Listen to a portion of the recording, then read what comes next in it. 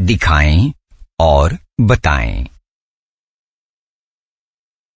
सबसे पहले पुराने फोटोग्राफ्स को नया बनाने के प्रमुख चरण। इमेज ओपन करना, इमेज नॉइस कम करने के लिए इमेज को फिल्टर्स के साथ ट्रीट करना, मोड को कलर में बदलना और सॉफ्ट ब्रश से कलर करना,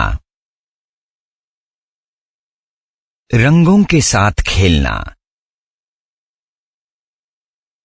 फाइल को PSD और JPEG या JPEG फॉर्मेट्स में सेव करना। मैंने बहुत ज्यादा सक्रिय बच्चे की तस्वीर चुनी है जो कैमरे का फ्लैश पड़ने पर हैरानी से रुक गया है। मैं फाइल ओपन करता हूं।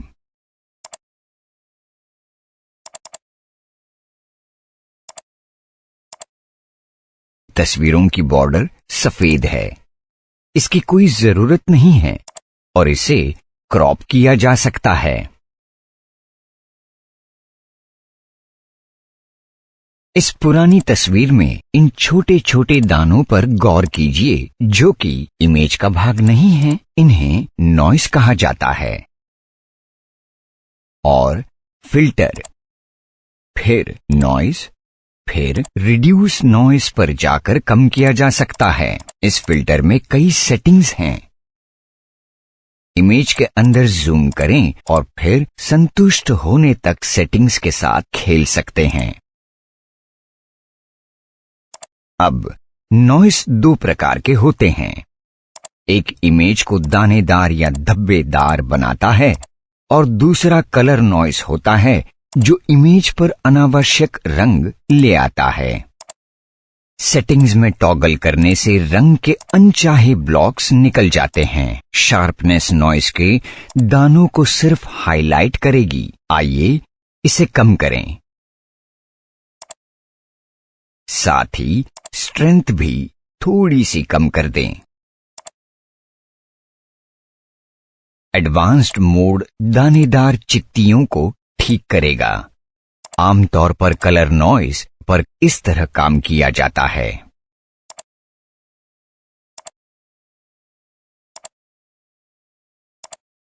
कलरिंग शुरू करने का समय आ गया है, लेकिन उससे पहले बैकग्राउंड इमेज को डुप्लीकेट बना लें क्योंकि हमें एक से ज्यादा कॉपी की जरूरत होगी। इसे रीनेम और डुप्लीकेट करें।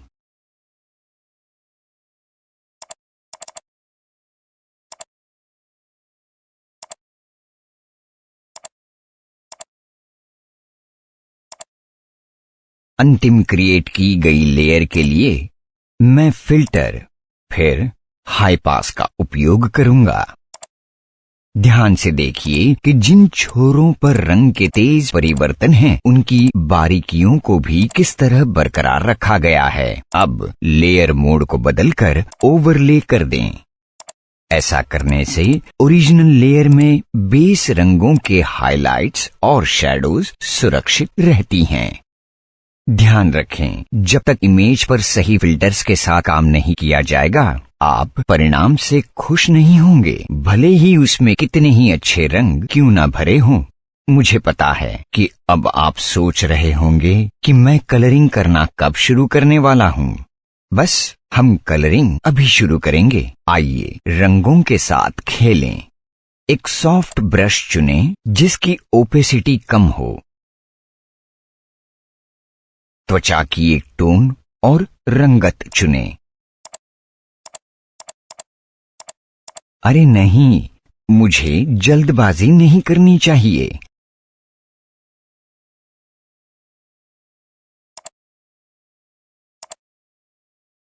इसके लिए एक अलग लेयर की जरूरत थी, बल्कि कलर किया गया हर खंड एक अलग लेयर होना चाहिए।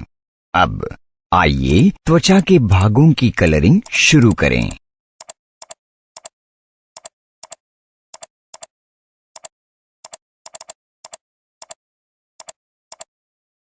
ओह, लेयर मोड कलर होना चाहिए। अंततः सभी आवश्यक सेटिंग्स पूरी करने के बाद हम सचमुच कलरिंग शुरू कर सकते हैं। ये बहुत मजेदार होता जा रहा है ना? त्वचा का जो भी भाग दिख रहा है उसे कलर करना चाहिए। अगर वह पिछले हिस्से में फैल जाता है तो घबराइए मत, वह बाद में मिटाया जाएगा।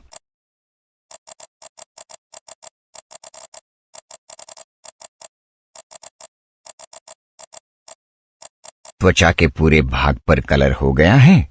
हाँ, अब मैं त्वचा से बाहर निकले कलर को डिलीट करने के लिए छोटा ब्रश और कम ओपेसिटी वाला इरेजर सिलेक्ट करूंगा। ध्यान दीजिए कि हिस्से के फैलाव के अनुसार ओपेसिटी और ब्रश का साइज किस तरह बदलता है। इसे लगातार एडजस्ट करते रहना पड़ता है।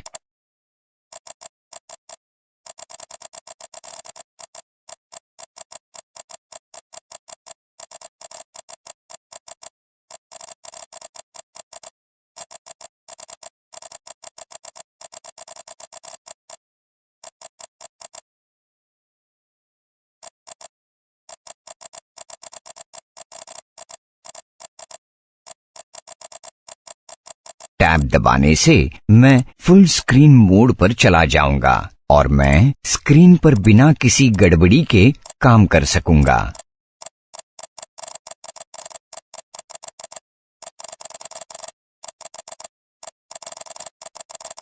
लगता है कि त्वचा में रंग का काम हो गया है। आइए अब शर्ट में रंग भरे।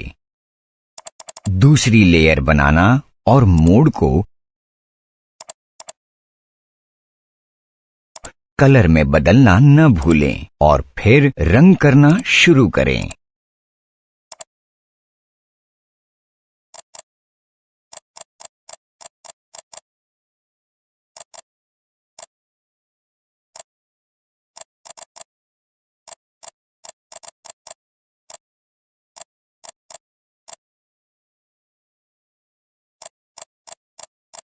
मुझे लगता है कि मैं कुछ भूल गया हूँ। याद आया, मैं लेयर्स का नाम देना भूल गया। इससे बाद में दुविधा हो सकती है। आइए उन्हें सही ढंग से रीनेम करें।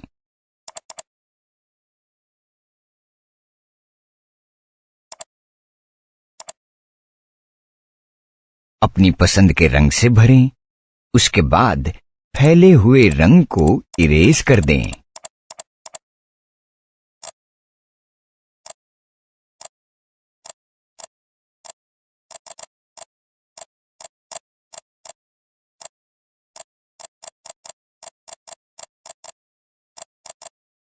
अगर रंग अभी भी ठीक नहीं लग रहा तो उसे यू अथवा सैचुरेशन कमांड का इस्तेमाल करके बदल सकते हैं।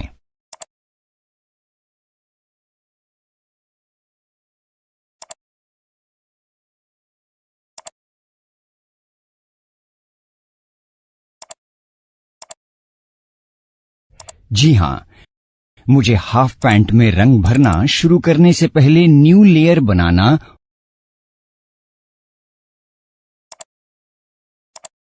और मोड को कलर में बदलना याद है।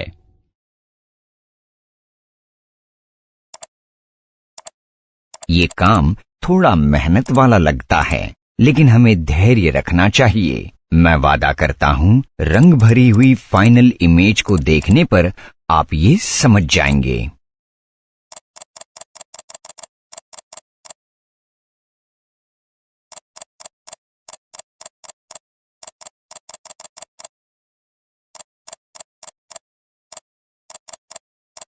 त्वचा के रंग को थोड़ा सा एडजस्ट करने की जरूरत पड़ती है, शायद लाइटनेस, सैचुरेशन या यू।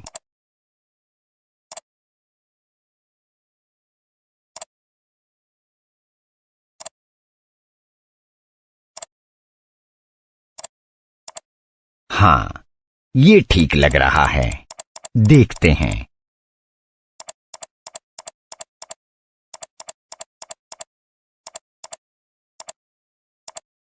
जब आंखों का रंग सही हो तो इमेज बहुत प्रभावशाली दिखती है। यदि आंखों में ठीक से रंग नहीं भरे जाएंगे तो छोटे से लड़के का ये उत्सुक भाव उसके चेहरे पर से झलक नहीं पाएगा। पिक्सेल्स दिखाई देने तक जूम इन करें।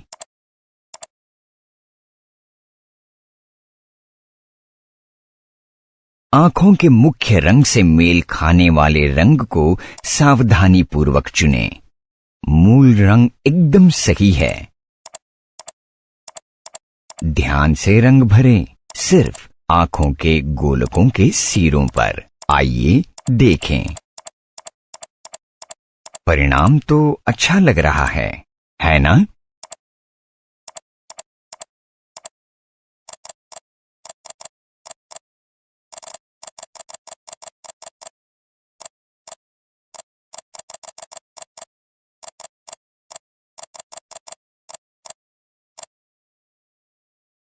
अब पीछे का हिस्सा।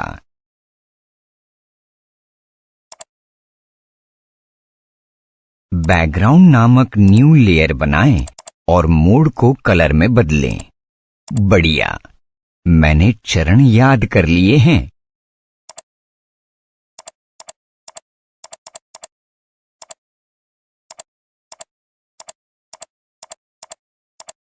अच्छा, अब ये रंग चुनते हैं। बाद में इसे यू अथवा सैचुरेशन कमांड का इस्तेमाल करके बदल सकते हैं।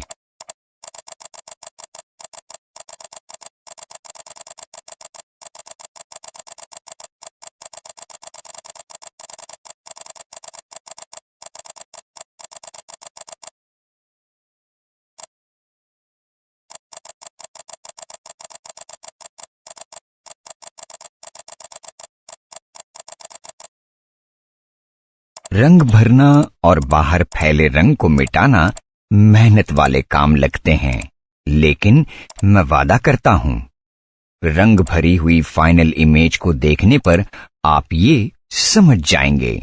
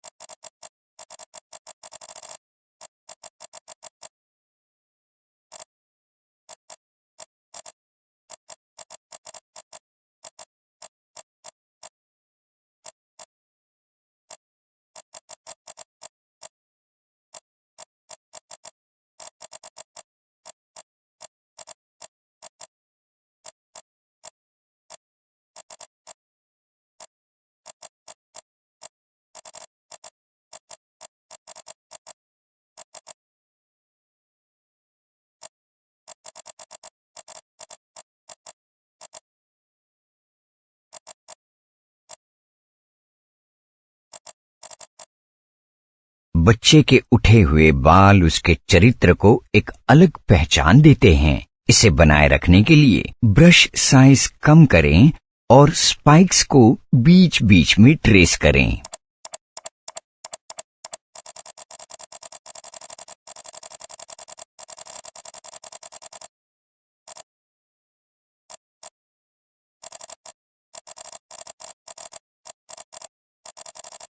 आइए अब पूरी इमेज देखें।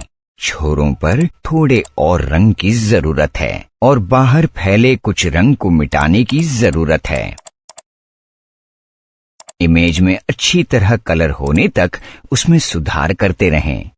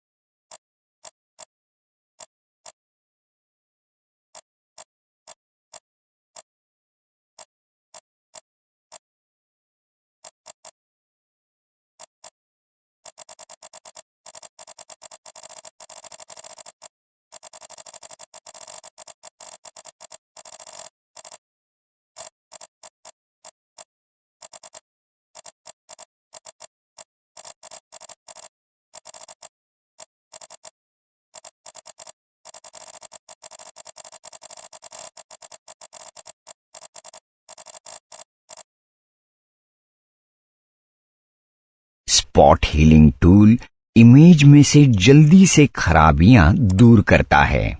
देखिए, लेकिन इसे बहुत ध्यान से इस्तेमाल करना चाहिए क्योंकि ये सटे हुए हिस्से के पिक्सेल्स की जगह ले सकता है। इसलिए ब्रश का साइज छोटा रखें।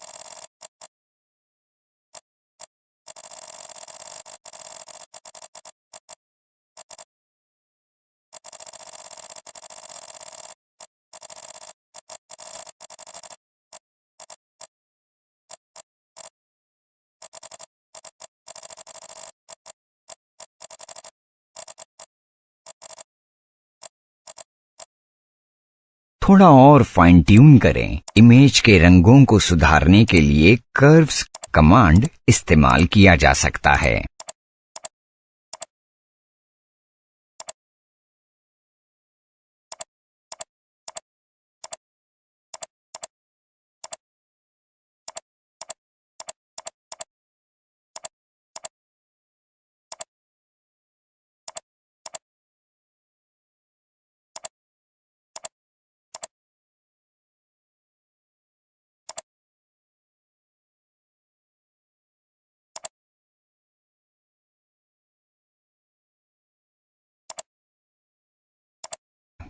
देखा, मैंने अपना वादा पूरा किया, है ना?